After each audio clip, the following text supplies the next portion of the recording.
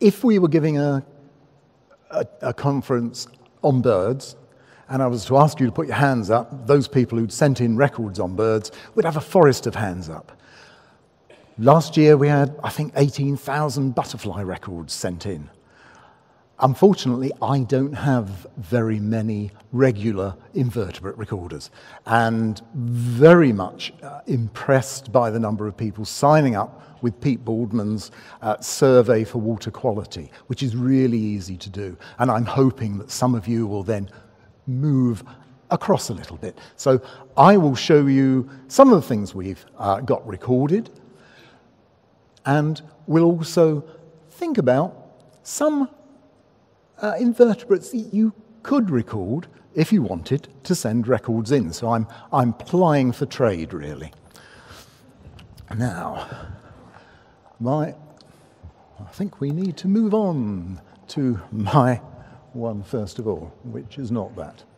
Right, yeah, 1984 was when I moved into Suffolk from Essex. A right move, I think. And the first thing I noticed when I went down the garden of our new house and looked at the stream was a whole colony of water crickets in there. So that became my first Suffolk record. I started putting them onto a Sinclair Spectrum at the time. I've moved on since then. So where are we now? I became county recorder in 25 years ago, a little bit later on. And that kind of represents where we are. It's slightly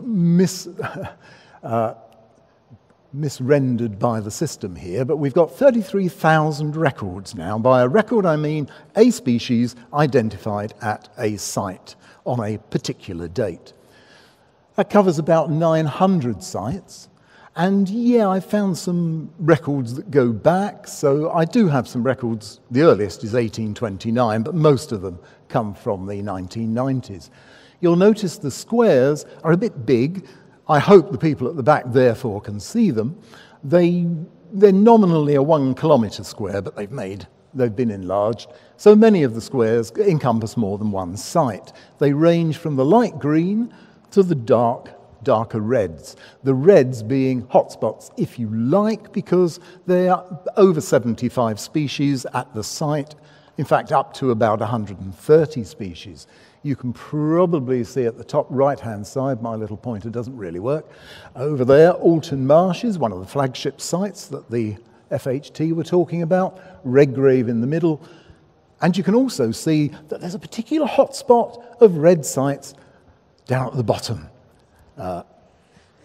Clustered around Boxford, of course, which has a laissez-faire attitude to a lot of things and happens to be where I live. So you've got to remember there is a bit of recorder bias. It's where I can get to easily. Here I've tried to compare our Suffolk fauna with the national fauna. So the red bars show how many species in a particular taxon group we expect to find in the whole of the UK. The blue shows Suffolk. So if you sort of run down here, we can see that we do pretty well for flatworms. We do pretty well for leeches. We do incredibly well for fish lice, which the fishermen amongst us won't particularly like. And down on the other side there, we've got about half the national fauna of caddisflies have been recorded, 3/4 of the beetles. So it gives you an idea of where we are. And I'm particularly pleased that we've got 54 out of 90 water fleas. In total, in all the orders, I've got about 800 species on the database now. But we could do with more. So what I was going to do in the last dying embers of the talk is to go through what are the most commonly recorded species in some different groups. So from the beetles, we have 2, which have more records than any others.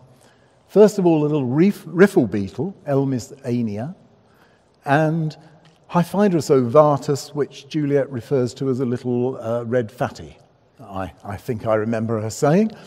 Hyphidrus is mostly in still waters, whereas the riffle beetle, of course, will be in streams. You'll notice 1 or 2 just sort of up there it's not working, I don't know why I bother really, where they're both at the same site. Although that could be a pond at the side of a river. So in fact, if you were looking in rivers and ponds, these are the most likely to see. The cherrystone beetle there is incredibly easy to recognize from its shape.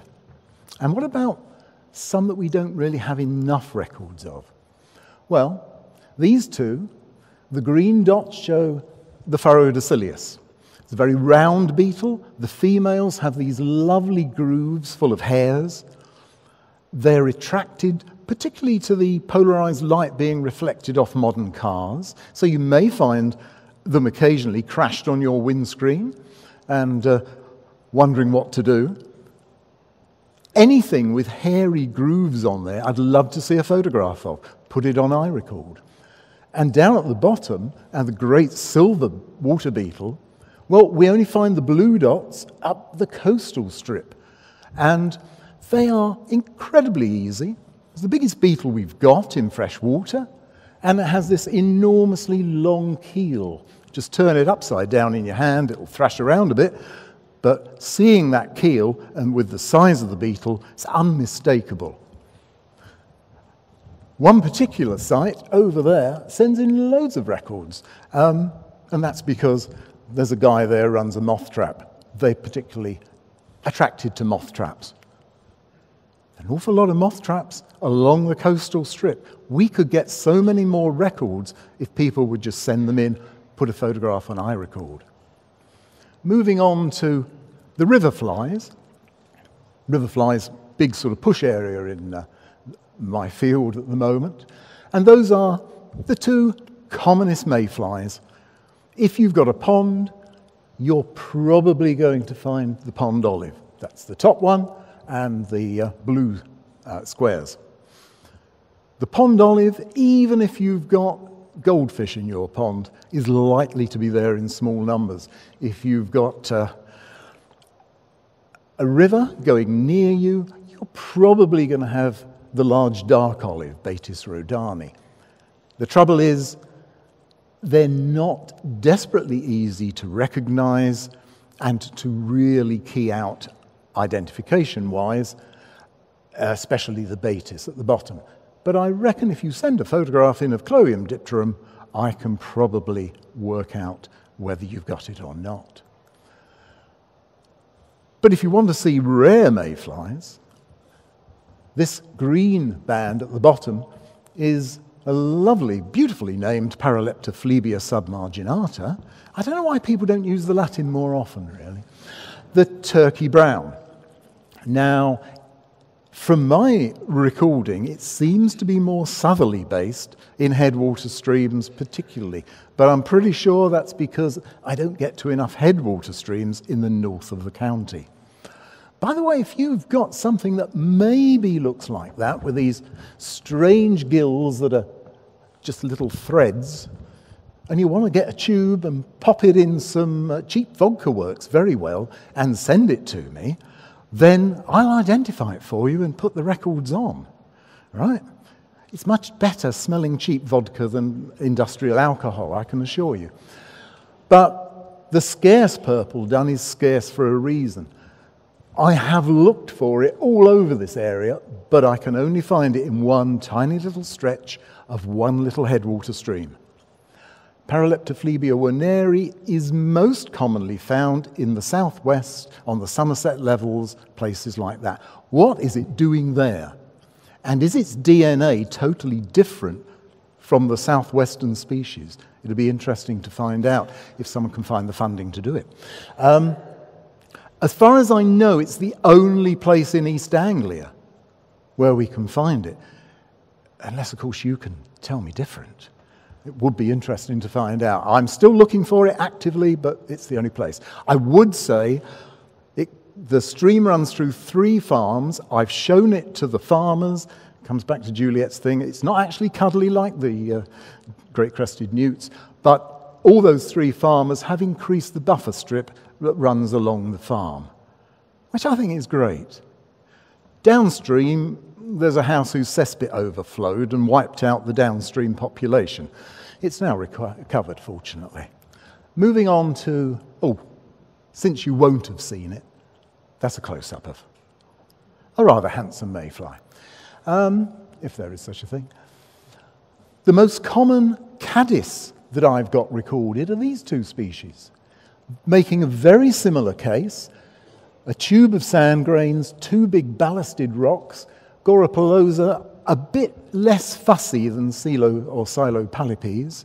It tends to like a lot cleaner water.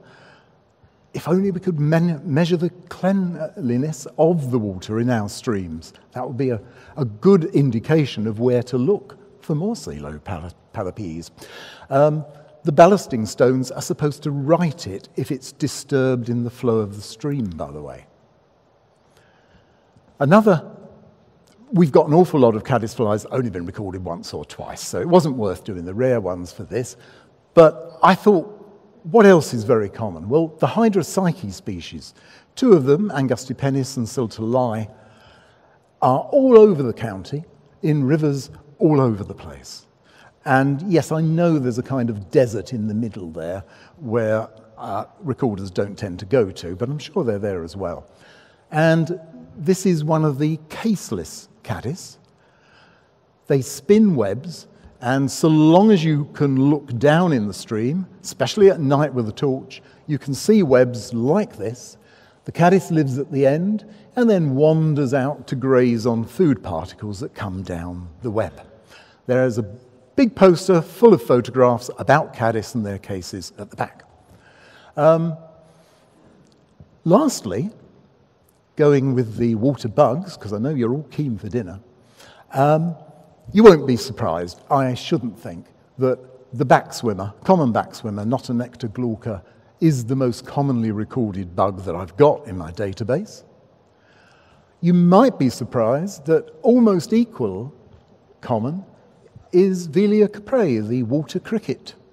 And by the way, the last record on my database, I went down to the stream last night with a torch and found that Velia caprae back on the surface again.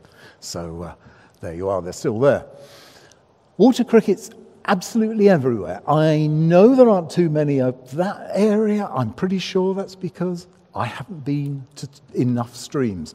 Tend to be more in the headwater streams to see large aggregations, but I think you'll find them all over the place. Actually, one of the more colourful surface bugs that you can find. And talking of surface bugs, they're the easiest things for you to see. So, two pond skaters. Most of us can recognise a pond skater. If you see any really big ones, that's the one at the top on the right. And especially if you look through binoculars at them, you see it's bigger than the other pond skaters that you've got. And at the end of the abdomen, at the tail, it's got two spines that stick out. That'll be the spined pond skater. Well, there's a big congregation on lakes at Ipswich Golf Course. There's the odd one at Autumn Marshes. At a private lake on a farm, I think Trevor is in the audience. He keeps sending me photographs of these. There's a large colony. And up at Hinderclay Lakes, he's also sent me photographs. I can identify those from photographs easily. You don't even need to take a sample.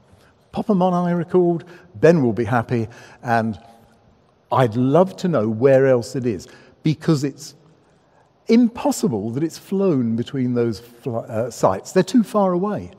So there must be a lot of lakes, tends to like large ponds or lakes, and you can find thousands of them.